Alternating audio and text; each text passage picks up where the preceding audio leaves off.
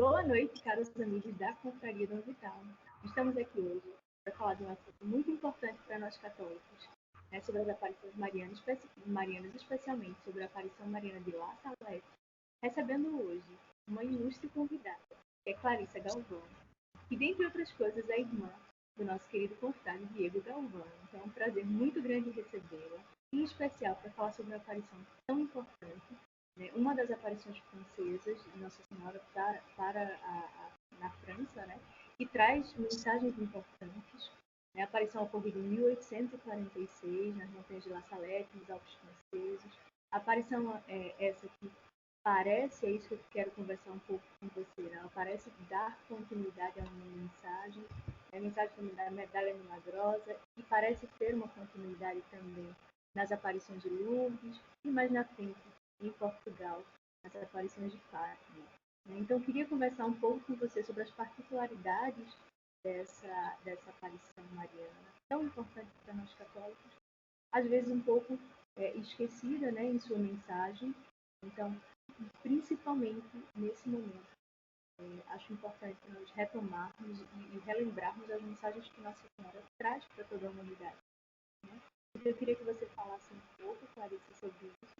À medida que você for falando, a gente vai tentando fazer alguma intervenção. Então, como eu disse, é tudo seu. Tá bom.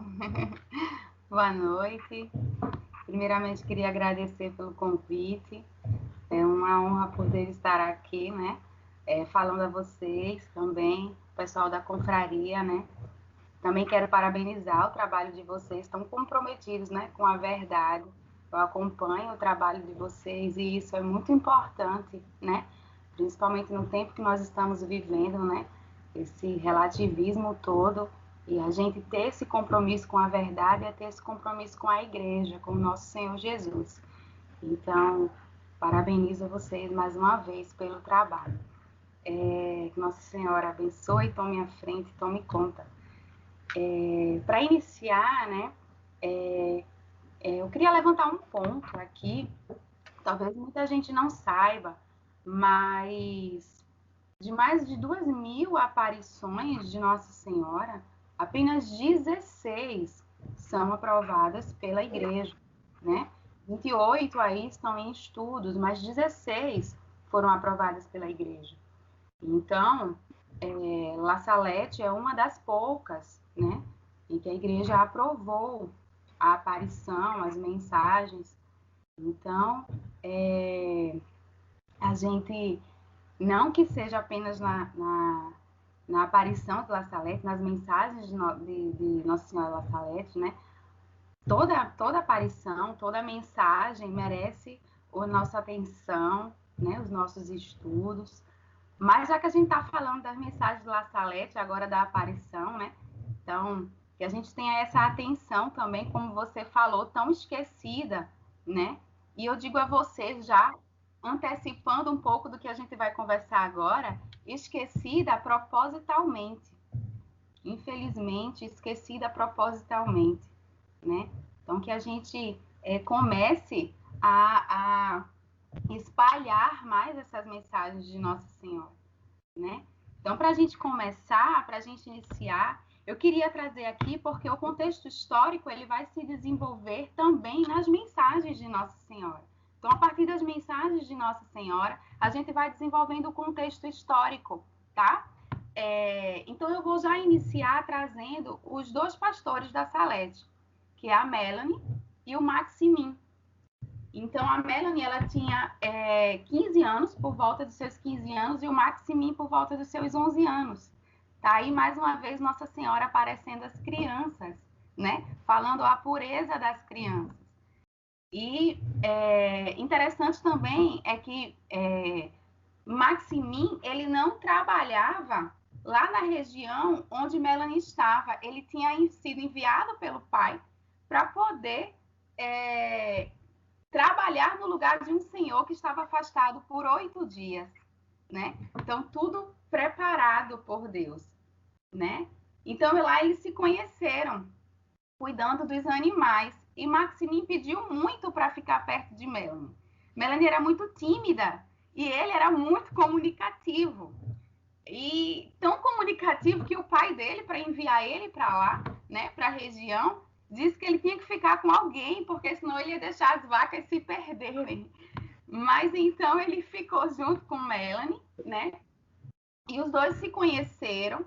E no dia 18 de setembro, foi o dia exato, na véspera da aparição. Veja que não demorou muito, eles se conheceram no dia 18 de setembro de 1846, na véspera da aparição, né? E já no dia seguinte, 19 de setembro de 1846, né, que foi o dia da aparição, eles subiram a montanha da Salete. E subindo lá, Melanie pediu para eles construírem um paraíso. Veja só que lindo o lugar que eles deram, né? Que foi o lugar onde Nossa Senhora escolheu para aparecer, o paraíso. Então, Melanie pediu para que ele fosse pegar flores das mais variadas cores. E foi isso que eles fizeram. Pegaram flores, né? Colocaram sobre uma pedra, encheram a pedra de flores. E lá era o paraíso, o local onde eles iam brincar, o local onde eles iam conversar. E depois de terem construído o paraíso, de terem conversado e brincado, eles dormiram, né? Quando acordaram, já acordaram com uma luz muito forte, iluminando a pedra e se aproximando deles. Paralelo a isso, né? E muito ligado a isso, vale ressaltar que nesse ano de 1846, né? O dia 19 de setembro era justamente a véspera da festa de Nossa Senhora das Dores. Então, veja bem que essa aparição de La Salette é uma aparição onde Nossa Senhora aparece chorando. E nós estamos falando da véspera da festa de Nossa Senhora das Dores. E exatamente no momento em que a igreja anunciava as vésperas, recitava as vésperas da festa, Nossa Senhora apareceu. E quando ela apareceu, ela foi falar com eles, chamou eles para perto e foi com, acredito que alguns já tenham visto essa imagem, já com o rosto, né, se aproximando dos braços, já chorando. E aí vem a mensagem. Essa mensagem, ela se divide em duas partes. A primeira é a mensagem pública. A segunda é o segredo. E também esse segredo se divide em dois. Por quê? Porque foram dois segredos, um para Melanie e um para Maximin.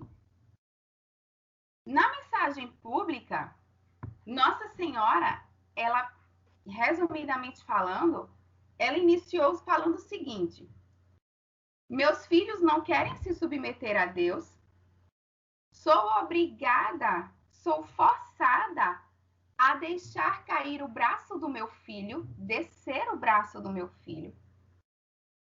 Eu peço incessantemente para que ele não os abandone. Isso tudo Nossa Senhora dizendo para as crianças. Por mais que vocês rezem, jamais conseguirão recompensar as minhas aflições. E por último, Nossa Senhora diz: e vocês nem ligam para isso, nem se importam com isso. Você vê que são mensagens de dor, né? São mensagens de dor. E aí ela vem e explica por que o braço de Jesus está pesando. O que é que tem acontecido para o braço de Jesus estar pesando para descer, né? Sobre a humanidade, sobre a França, sim, inicialmente. Mas depois a gente vai ver que dentro de um contexto ela falava para o mundo, né? E por quê? Por causa do pecado contra o segundo e o terceiro mandamento da lei de Deus, né? Então, Nossa Senhora, ela diz que já não se respeita mais o nome de Deus. A blasfêmia, invocar o santo nome de Deus em vão. Então, se tudo de ruim acontecia, a culpa era de Deus. Piadas das mais pejorativas envolvendo o nome de Deus, brincadeiras com o nome de Deus, tudo que não dava certo, a culpa era de Deus, né? juramentos, né, em nome de Nossa Senhora, que ela fala que os carroceiros juram em nome do meu santo filho. Exatamente, os carroceiros, né? E ela fala isso bem diretamente. E fala também diretamente do pecado contra o terceiro mandamento da lei de Deus, né? De não se guardar mais os domingos e as festas de guarda, as festas santas, né? Não se respeitar mais. Então, o comércio na França, aos domingos, acontecia normalmente. Ninguém parava mais, não se respeitava mais o dia do Senhor. Não se respeitava mais os dias santos. Então, Nossa Senhora falou que o braço de Jesus estava pesando justamente por conta do pecado contra o segundo e o terceiro mandamento. E nessa mensagem pública, porque essa foi a mensagem pública, Nossa Senhora ela diz o seguinte: aí vem as mensagens proféticas, né? As profecias, sendo que essas profecias, mais uma vez, como em toda a mensagem de Nossa Senhora, essas profecias, elas têm um se aí, elas são condicionais. Se não se submeterem a Deus, o que é que vai acontecer se não se submeterem a Deus? E aí vem as mensagens proféticas, né? E aí ela fala do plantio, da colheita das batatas, do trigo, das nozes, das uvas. E ela vem dizer que tudo vai se estragar. Por conta disso, vai vir o quê? A fome, os altos preços e a morte de muitas crianças com menos de 7 anos de idade. E a mensagem, ela foi publicada. Rapidamente ela foi publicada. Melanie falou com o sacerdote da igreja local, que foi passado para o bispo. O sacerdote ele foi tomado por uma aflição tão grande que na homilia, na missa, ele já propagou, antes de qualquer investigação. Ele foi até afastado por conta disso, porque ele chegou a falar na missa, rapidamente. Então, tudo se propagou rapidamente, a mensagem pública, né? Mas e aí? Nessa mensagem profética, tudo que Nossa Senhora falou aconteceu, aconteceu. Tudo. Tudo aconteceu. Embora as mensagens proféticas fossem condicionais, praticamente não houve conversão. Me lembrou até Abraão, né? Sodoma e Gomorra. Será que havia 10 ali para que o braço de Jesus, 10 convertidos para que o braço de Jesus não descesse? Então, se estragou a batata, as nozes, o trigo, as uvas, se estragaram. Por conta disso, os preços foram elevados bastante. Por causa da fome, mais de 152 mil pessoas morreram na França, 1 milhão na Europa aproximadamente. Né? Por conta das batatas, 3 milhões de pessoas aproximadamente, entre mortos e imigrantes, teve na região, na Europa toda, por conta disso. Durante um período, 75 mil crianças morreram de uma doença do suor, dava um tremor nas crianças, e as crianças morriam, 75 mil crianças na França morreram. Então, tudo isso aconteceu porque não teve quem atendesse as mensagens. Interessante, Clarissa, só fazendo assim, a observação a partir daquilo que você mesmo já falou, Nossa Senhora já se apresentou, já na sua própria aparição, no primeiro momento, já triste, dizendo exatamente, chorando, pelo que eu vi assim, chorando muito, inclusive, já dizendo que ela intercedia por nós, que ela estava ali intercedendo o tempo todo por nós, mas nós não queríamos ouvir. Né? Ela já se coloca mostrando a intercessão dela, trazendo a mensagem de Deus, pedindo a conversão, pedindo a oração, a conversão dos pecadores, exatamente para evitar o braço justo do seu santo filho, E ela já se coloca, e mesmo assim ela não é ouvida. Mesmo assim, ela não é ouvida. E ela diz para os pastores que se seus filhos se converterem, os trigos, as próprias rochas e as pedras se transformarão em trigos. E as batatas germinarão pelo campo. Quer dizer, se os meus filhos se converterem, as pedras e as rochas se transformarão em trigo e as batatas germinarão pelo campo. Né? Mas aconteceu das mensagens, né, se cumprirem, né, da profecia se cumprir. E aí, já nesse mesmo dia, neste mesmo momento, vem o segredo, que a gente divide aí em dois. Melanie, um para Melanie e um para Maximin. Um não ouviu o segredo do outro, né? Eles viam os lábios de Nossa Senhora mexer, mas um não ouviu do outro, cada um ouviu o seu. E aí, essa mensagem de 1846 também, no mesmo dia, né? Nossa Senhora disse a Melanie e a Maximin que eles não iriam publicar, que eles iriam esperar, que essas mensagens só seriam publicadas em 1858. E aí a gente faz uma ponte. O que foi que aconteceu em 1858? A aparição de Nossa Senhora de Lourdes. Veja só, Nossa Senhora dá o segredo a Melanie e a Maximin e ela pede que só seja publicado no ano de 1858. Então, Melanie escreve junto com o bispo, porque ela precisava do bispo, né, para escrever tudo e enviar a mensagem ao Papa. E Maximin da mesma forma. E tudo foi escrito. Eles foram interrogados, Melanie e Maximin, várias vezes. Eles não conheciam francês, né? Era um outro dialeto da região, né? Do local mesmo ali. E eles falaram tudo fluentemente no francês. E eles contaram separadamente o que Nossa Senhora tinha dito a um e o que Nossa Senhora tinha dito ao outro, separados. E tudo batia.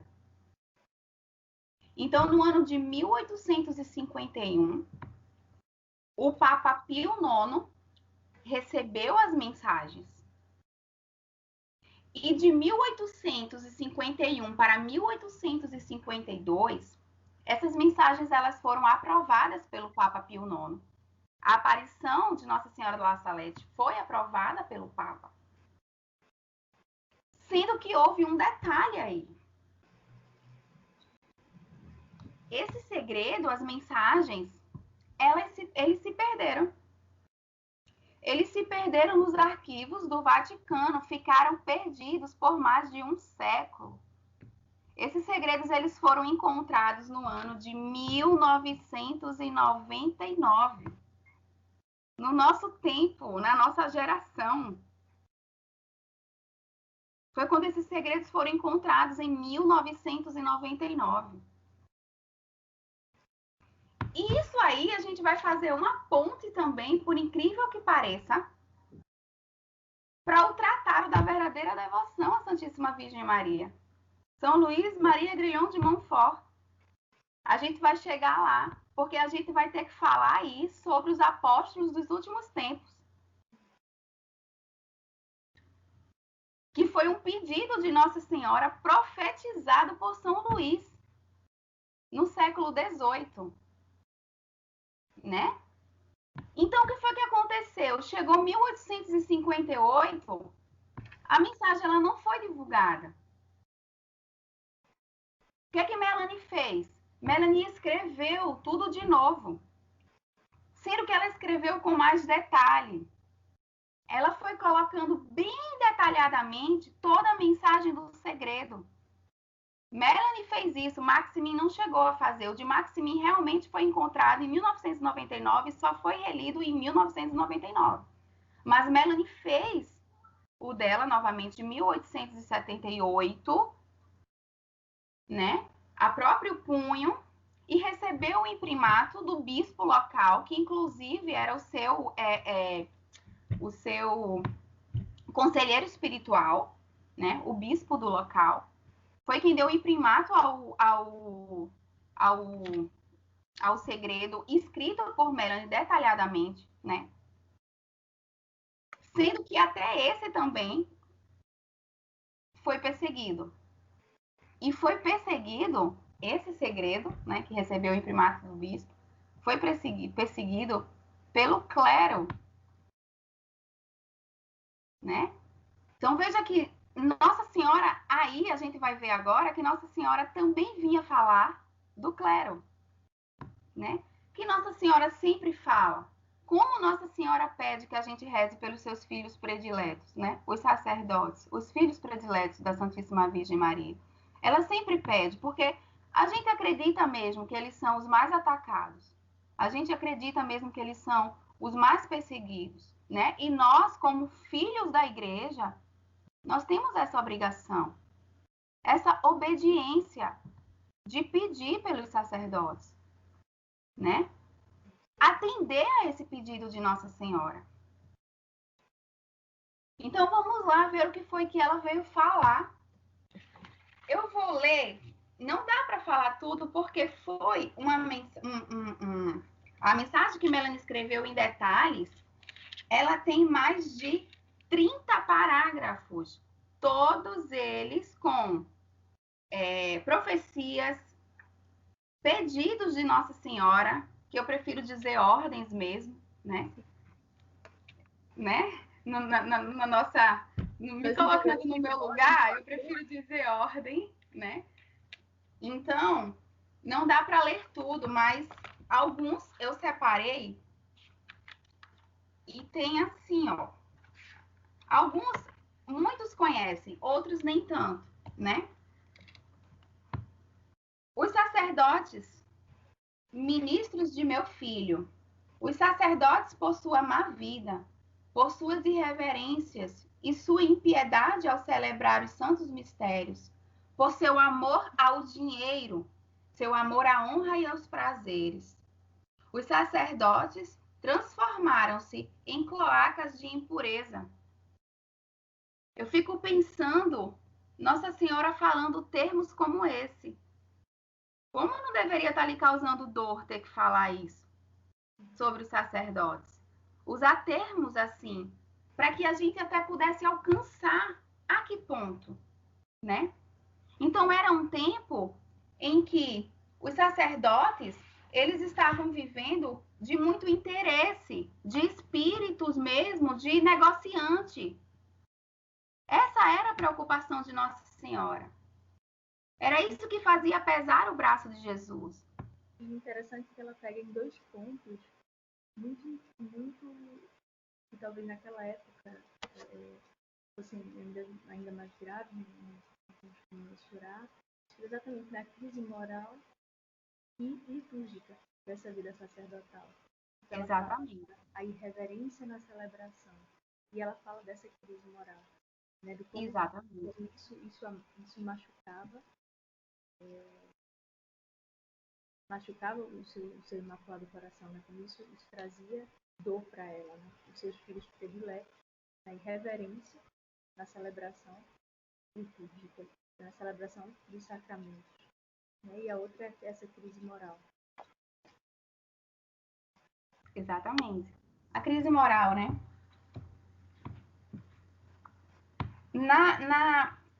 Até dentro do contexto histórico, a gente entrando mais agora com as mensagens de Nossa Senhora, a gente vai ver um pouco mais, né, sobre essa questão dos sacerdotes, do quanto estava ferindo o coração de Nossa Senhora. Tem um outro ponto que ela fala, que desconfie de Napoleão. Seu coração é dobrado.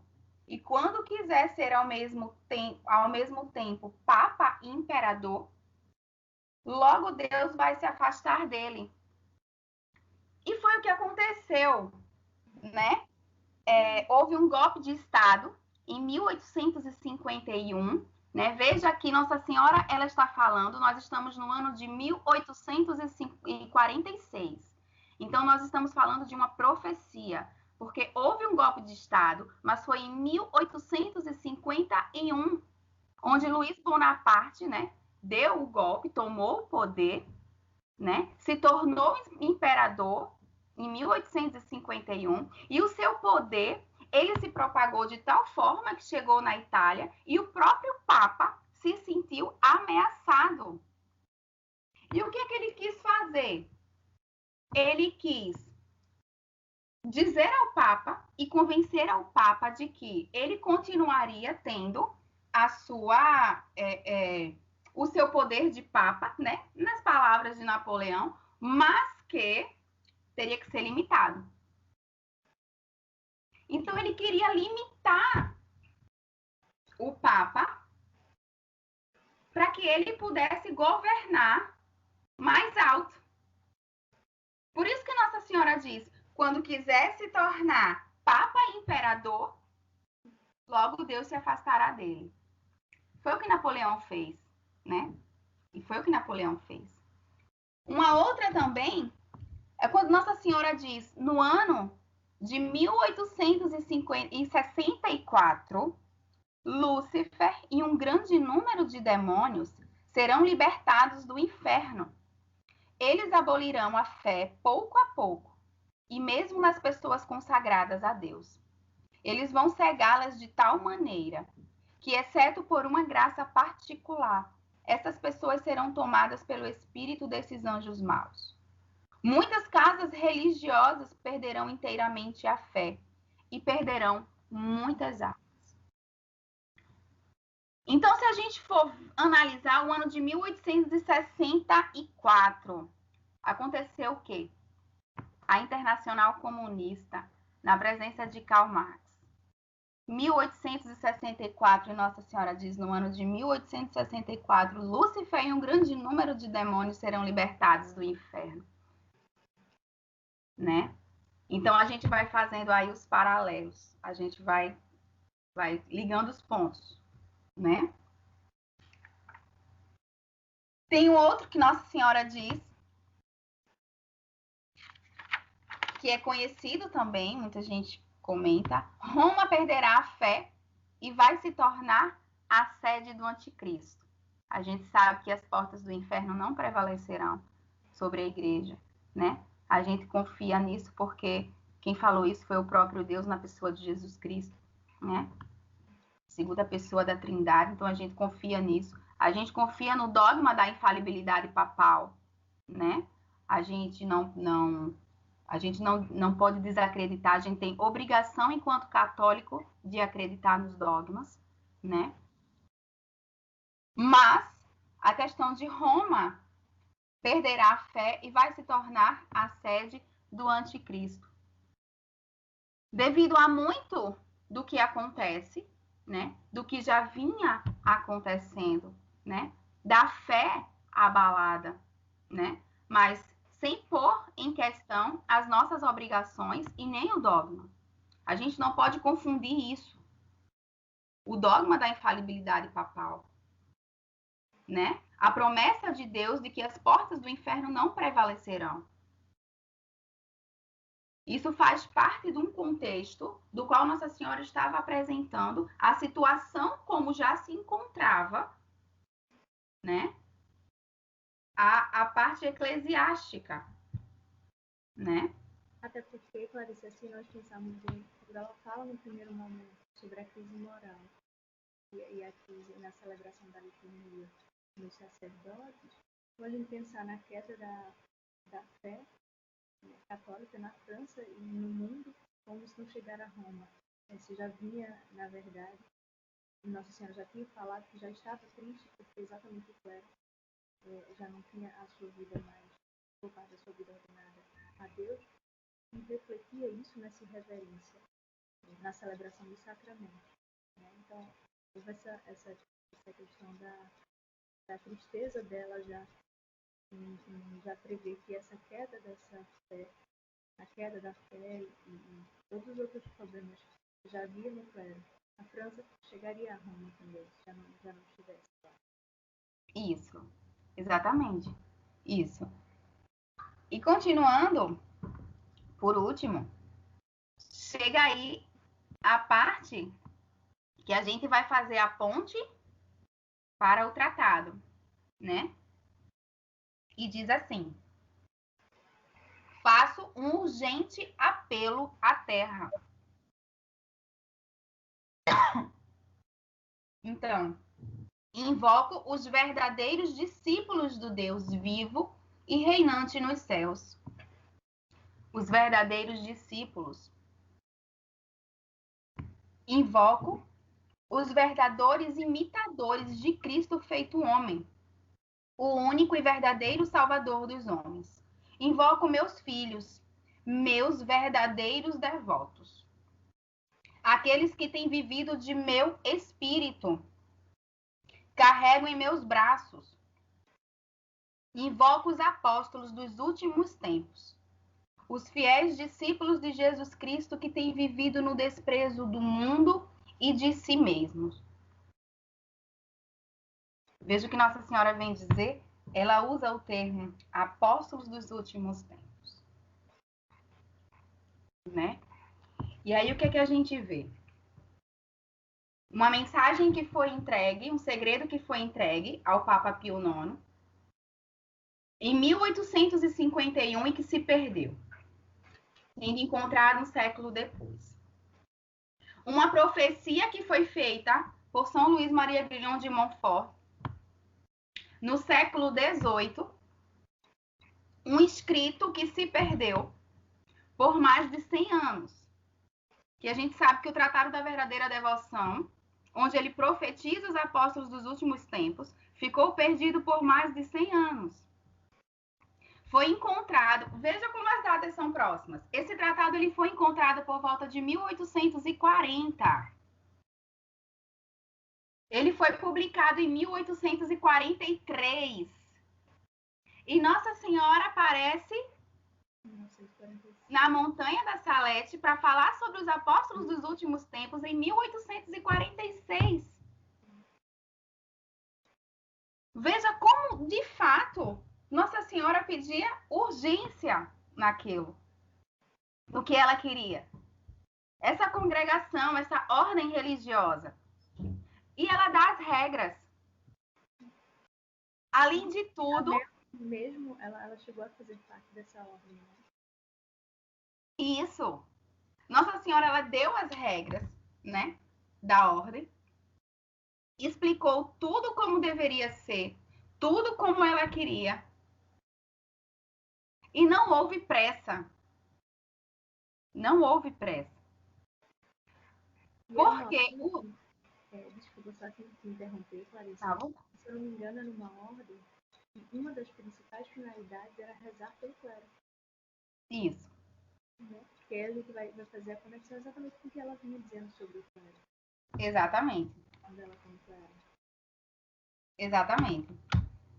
Interessante é que o próprio Papa Pio IX, ele aprovou o Tratado da Verdadeira Devoção.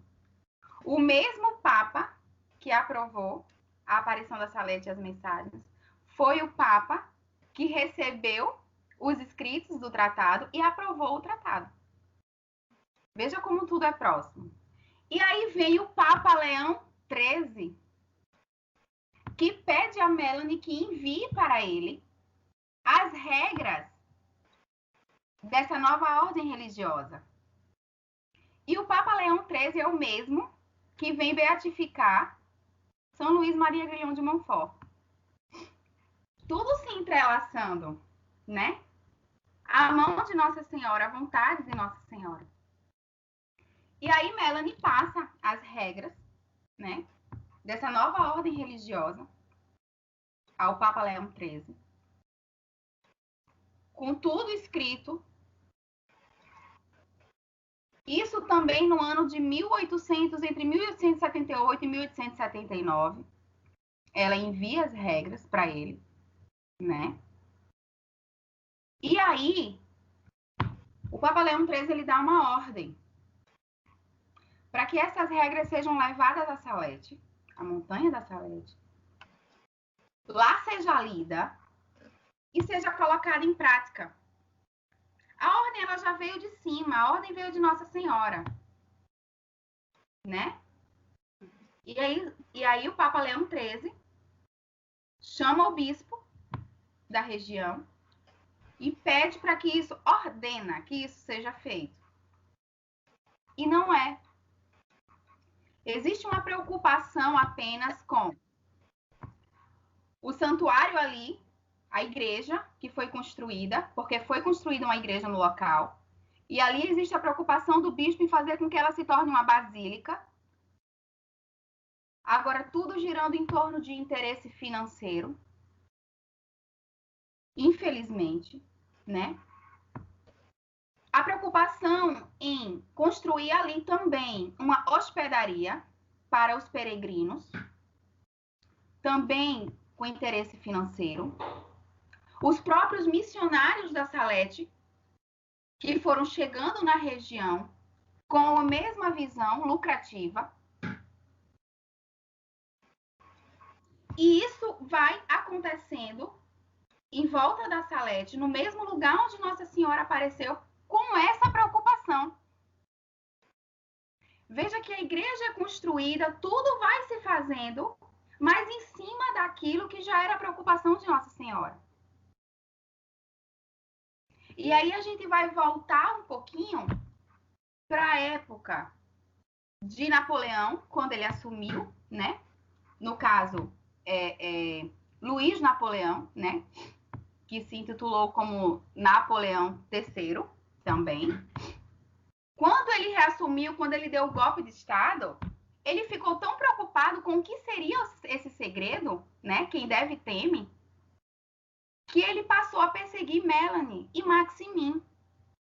E ele contou com a ajuda do próprio clero.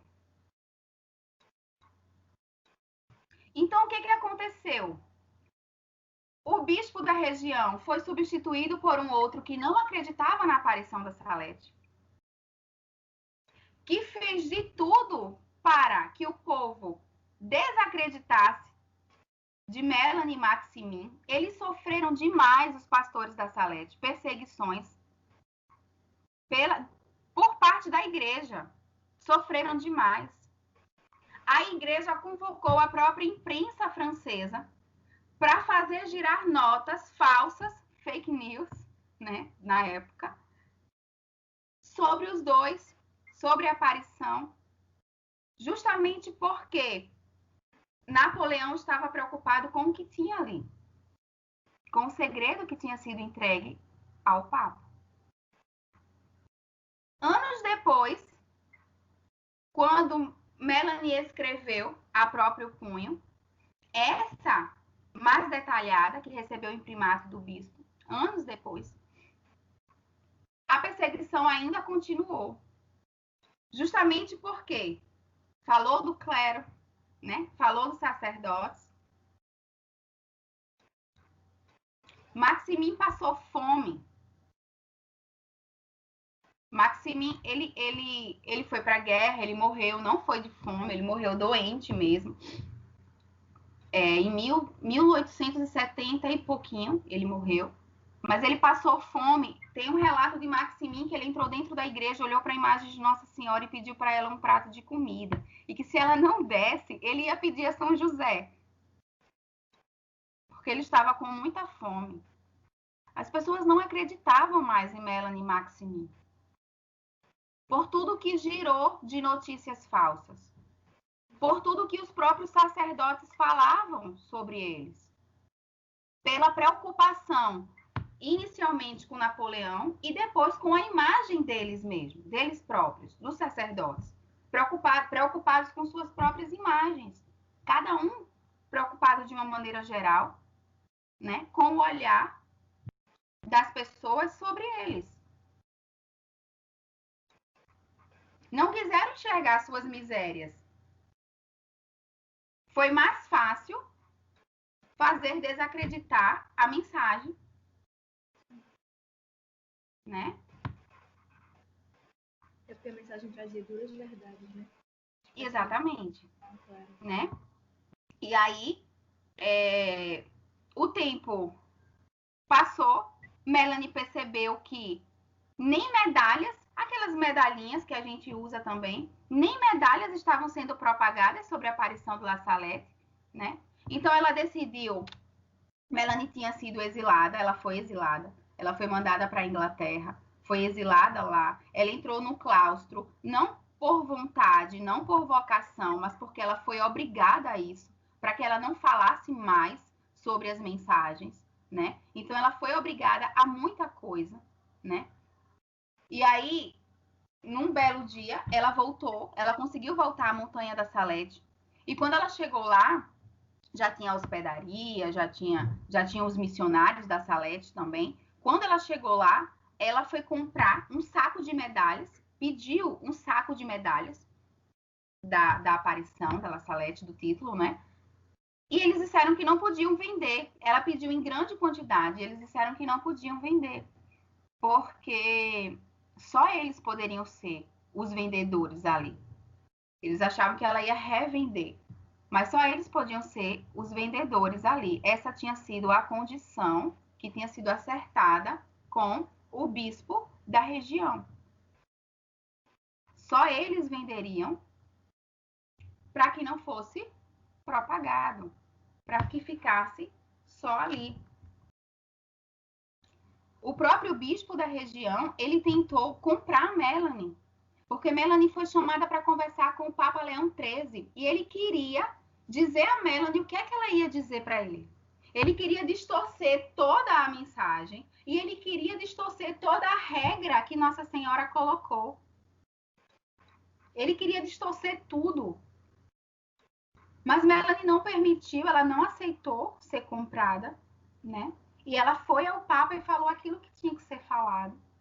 Tudo como Nossa Senhora passou. Né? Mas para você ver como tudo foi se desenrolando até chegar no Papa,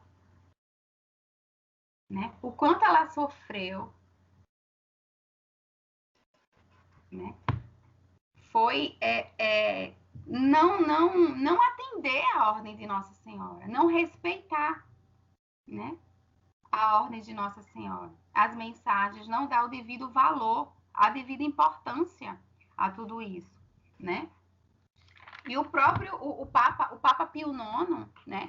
Ele fala muito claramente, ele fala sobre a mensagem, ele diz: estes são os segredos de La Salette. Se o mundo, veja que a mensagem ela é para o mundo, né? Como eu falei inicialmente.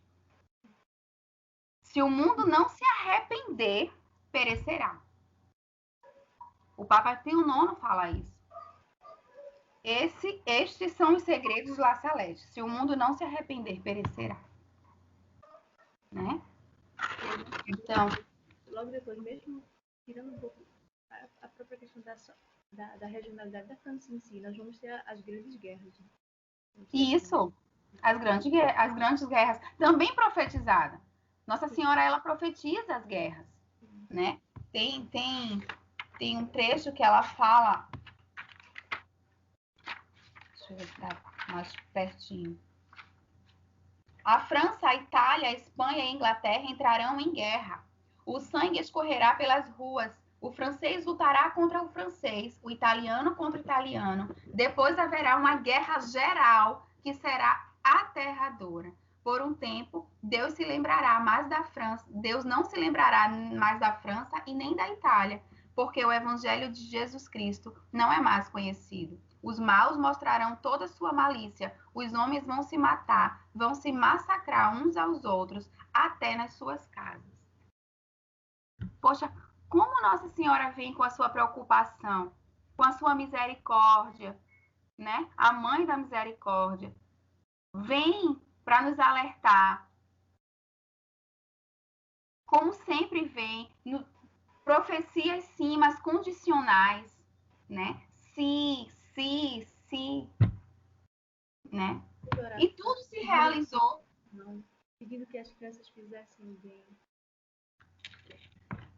Ela até perguntou, né, a Melanie, a Maximin, se eles rezavam. Eles disseram muito pouco, E ela diz: rezem, meus filhos, rezem mais, né? Eu tomo para mim isso, né? Reze, minha filha, reze mais, né? Questões que eu queria perguntar, que eu queria colocar para você, Clarissa. Uma que me chama a atenção são a vestimenta. Isso. Ela se apresenta, que é algo que chama a atenção nessa aparição, que é uma vestimenta muito diferente, né, das demais aparições. Né? E eu queria saber se tem algum significado especial, né? Sim. Em relação a essa vestimenta. A forma como Nossa Senhora se apresenta, né? A forma dela, até mesmo dela falar francês, ora o dialeto daquela região, mas acho que isso você já falou um pouco, né? Isso. Trazendo um ponto aí bem importante, o bispo da região, né, que eu não sei falar muito bem o nome, mas parece que é Grenoble, uma coisa assim, ele queria que fosse trocada na imagem de Nossa Senhora La Salete até mesmo as vestes, porque ele disse que essas vestes não estavam adequadas, não caíam muito bem aos olhos dos peregrinos, porque Nossa Senhora usava um avental, e isso não era muito legal aos olhos dos peregrinos. Então ele queria que fosse trocado. E queria que na imagem tivesse escrito assim, numa plaquinha, imagem da interpretação do Monsenhor Fava, que era o nome dele. Imagem da interpretação do Monsenhor Fava. Ou seja, ele distorceu tudo e queria que fosse feito daquela forma. Nossa Senhora aparece com um crucifixo. Inclusive, quando ela dá as regras para a nova congregação, né, ela pede que usem um crucifixo igualzinho ao crucifixo que ela apareceu, né? E uma dessas regras justamente era o quê? Era a submissão, né, dos sacerdotes, né? Respeito à hierarquia, rezar pelos sacerdotes, rezar pelo clero, né? Eram regras dessa ordem, dessa congregação, que o nome da congregação, inclusive, era Ordem da Mãe de Deus. O nome da congregação, ela deu também Ordem da Mãe de Deus, né? Mas a coisa estava tão difícil que até as vestes o bispo da região queria que fosse outra.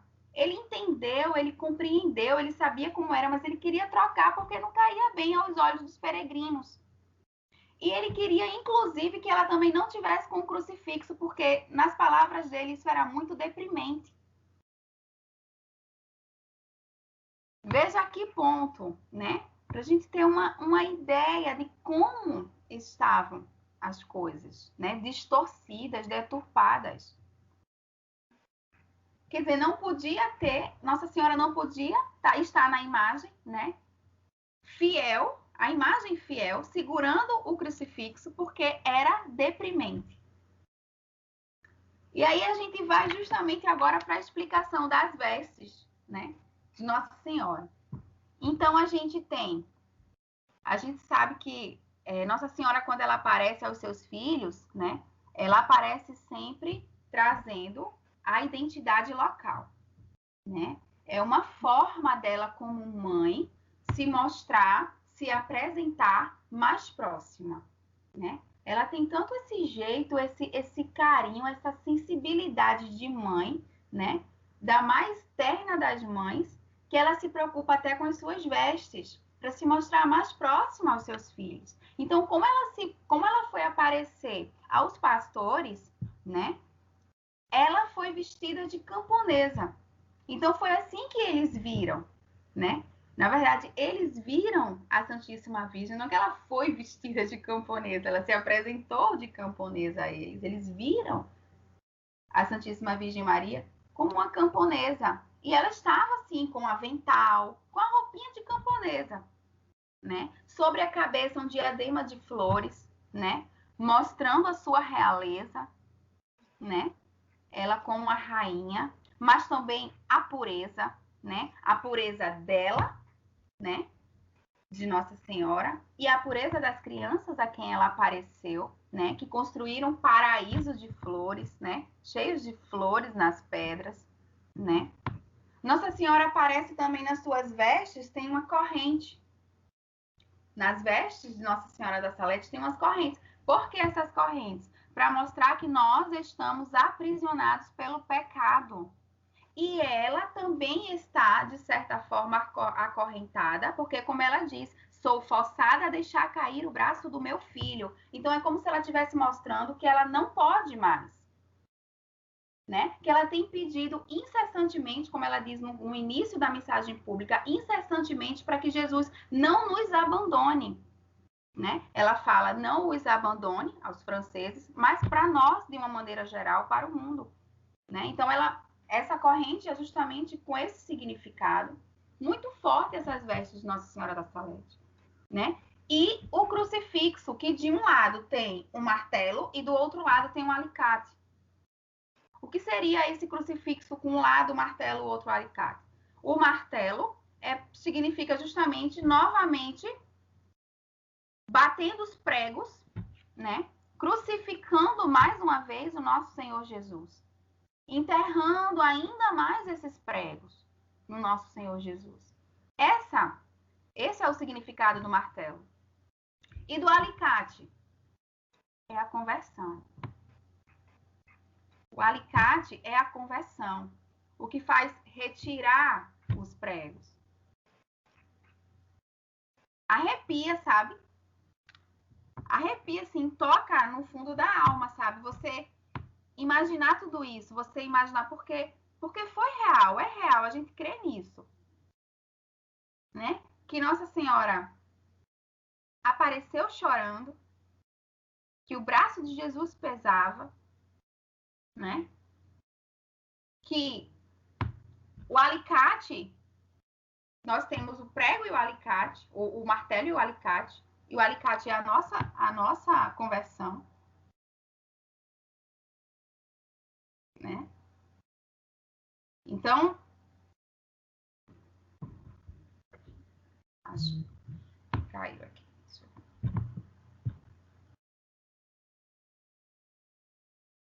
Oi, Clarissa. Caiu aqui, meu computador deu um problema